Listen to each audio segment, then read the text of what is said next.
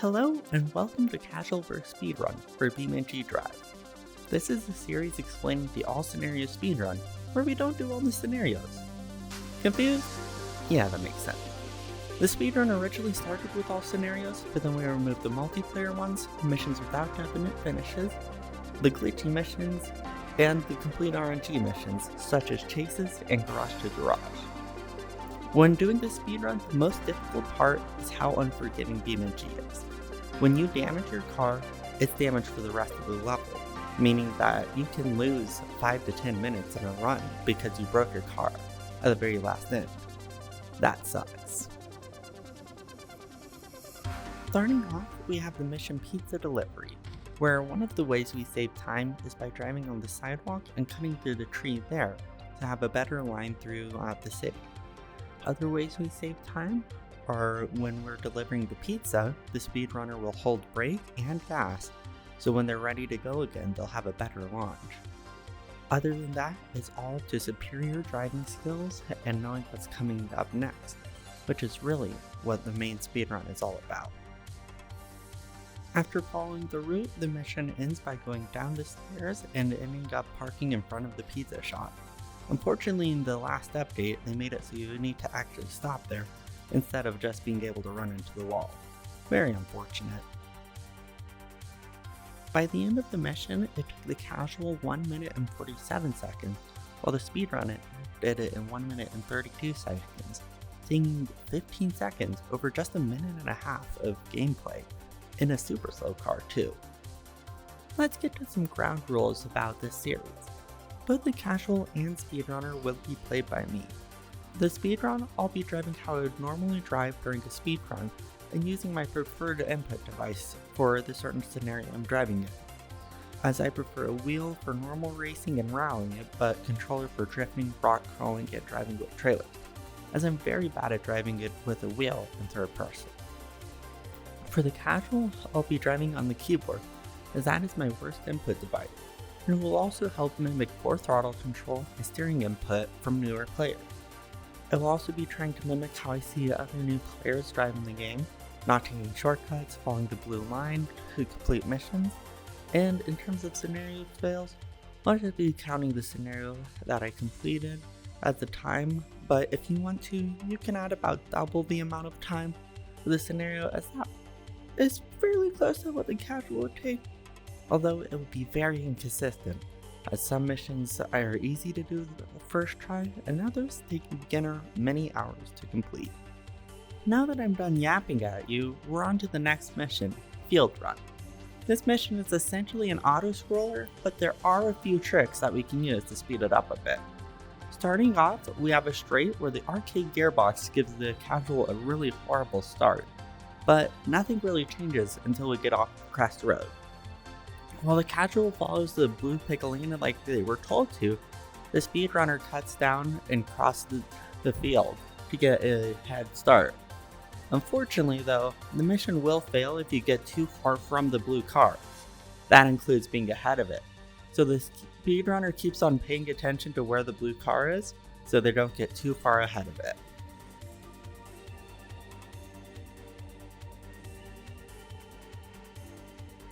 After making it down the road, the speedrunner gets the warning for being too far ahead of the car, so they slow down so they don't have to mission fail. And after that, they just go across the sand into the finish line. This mission took the casual runner 1 minute and 24, and the speedrunner 1 minute and 9 seconds, saving only 14 seconds since they had to slow down for that blue piccolina. That makes this the mission with the least time save in today's episode.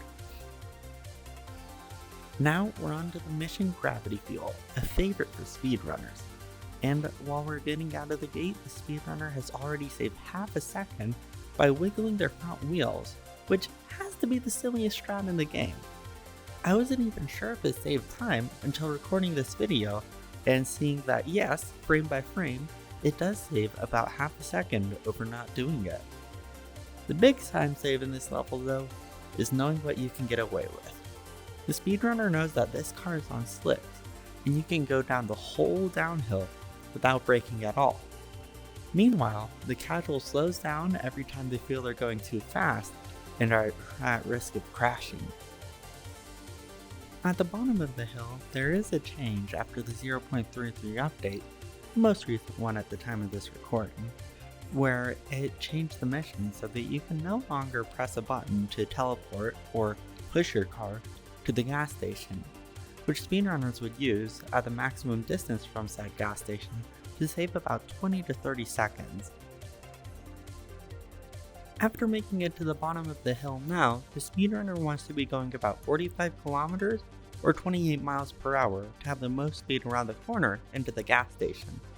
Once at the gas station, the casual lost a lot of time by taking time to back up and let the automatic gearbox do the shifting for them. Meanwhile, the speedrunner just turns the car around, shifts into first gear, and goes as quickly as they can to get back up the hill. Since the car used in this scenario is a race car, the speedrunner is able to save a lot of time by using the advantage and driving the car as fast as possible. At the end of the mission, the game throws one final troll at you. When you're getting onto the trailer, the car can actually cause the mission to fail by hitting the trailer too fast. So you need a perfect balance of going fast enough to get a good time, but not so fast that you actually break the trailer and fail the mission.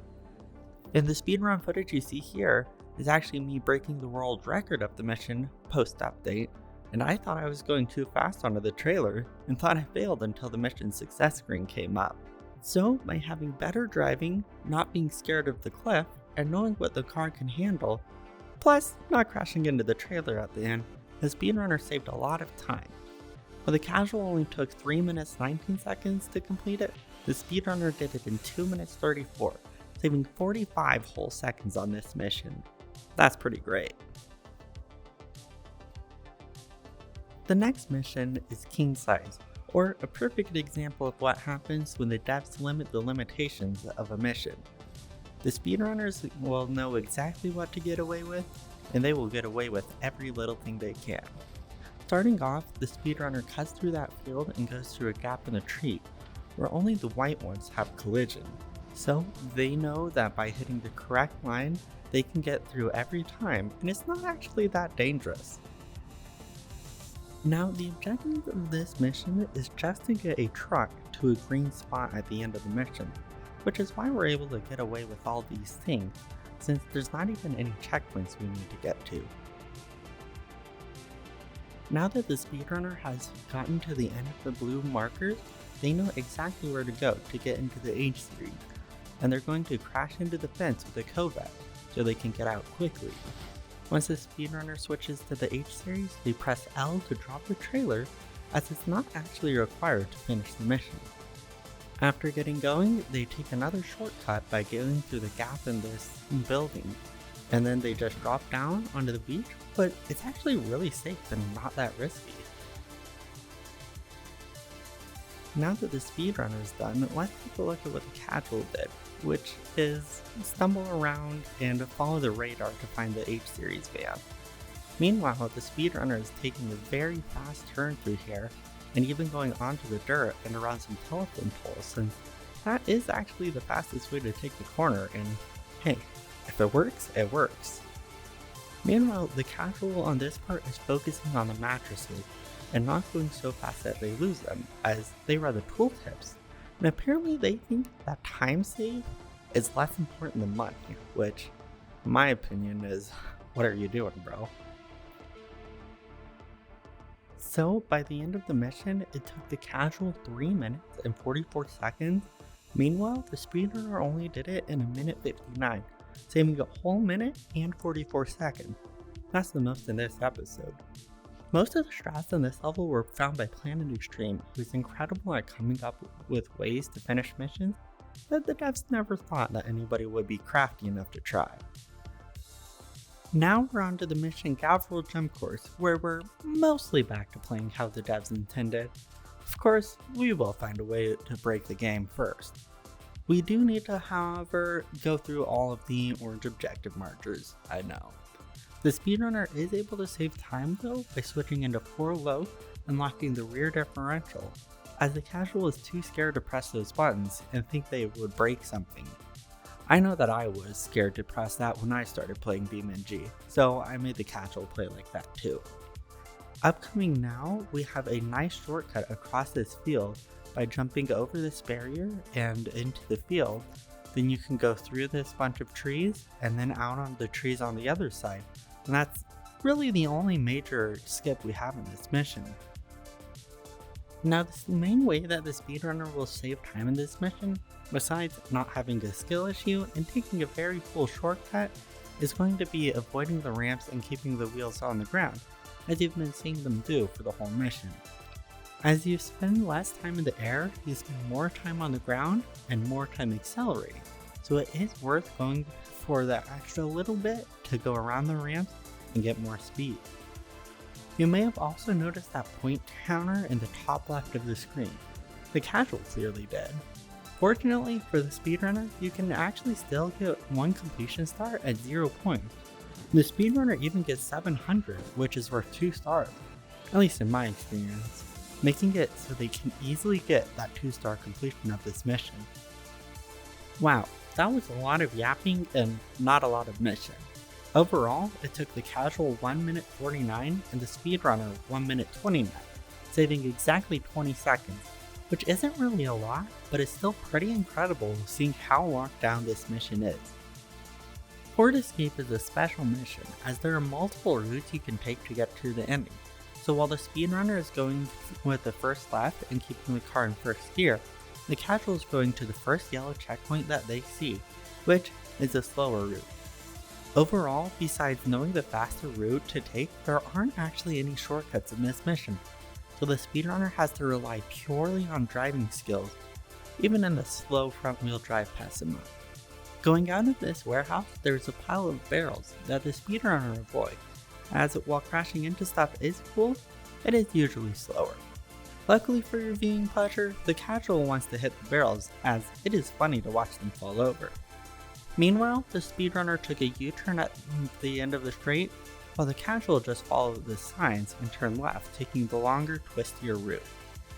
After the checkpoint merge, there is another fork immediately after, where the speedrunner takes the hidden route down the ramp and onto the long straight, while the casual took the U-turn as they did not see the checkpoint, and they ended up taking the twisting and winding route through the buildings that ends with a drop down. Upon entering the final straight of the mission, a cop starts chasing both players, which is not very effective, as they always end up crashing into a container or falling into the bottom of the ocean. At the end of said straight, both players need to jump onto the ferry to escape the cop, who has probably already drowned by now. By the end of the mission, the casual took 1 minute 50 seconds, while the speedrunner took 1 minute 27 seconds, saving 22 seconds. Another small time save from the speedrunner's better driving skills and slightly better route. Now for the final mission of today's episode, we have Target Jump Bridge. The speedrunner goes off the ramp slightly to the left at 150 kilometers or 90 miles per hour, so they can hit the white 150 point zone, while the casual, they're being the casual. After doing the first jump, the speedrunner reverses off the bridge twice as they've already gotten the required points, while the casual still hasn't realized that this is a race and they're losing. By the end of the mission, it took the casual 1 minute and 1 second, while the speedrunner did it in only 29 seconds. That means that the 31 seconds that the speedrunner saved is longer than the time they spent on the mission. Wow! Also making this the biggest percentage of time saved in this episode, saving 52% of the time the casual took. Before I tell you the stats of today's episode, you may want to like, subscribe, and comment your favorite trip, since you already sat through 14 minutes and 20 seconds of this video. You can also watch my Twitch to follow my speedruns live. Now let's talk the numbers. The casual was playing for 14 minutes and 55 seconds this episode, while the speedrunner only played for 10 minutes and 41 seconds, currently putting them 24 seconds ahead of the current world record, but I do intend on improving that. Percentage-wise, the speedrunner was on average 28% faster than the casual this episode. We'll see how much this changes over the series. as the next episode has a very different block of missions than this one. So we will see how much being a Drift King and God of Truckers helps the speedrunner. Fun fact, I also broke 2 world records getting background footage for this episode. In the mission Gravity Fuel, which doesn't really count as a leaderboard's reset at 0.33, and King Size, where I stole Planet's Extremes route. But hey, at least I remembered to record when I got world record this time. Before I would go, I would like to say thanks to the famous serial enthusiast, Brinley Barrett, for coming up with the casual versus speedrun format.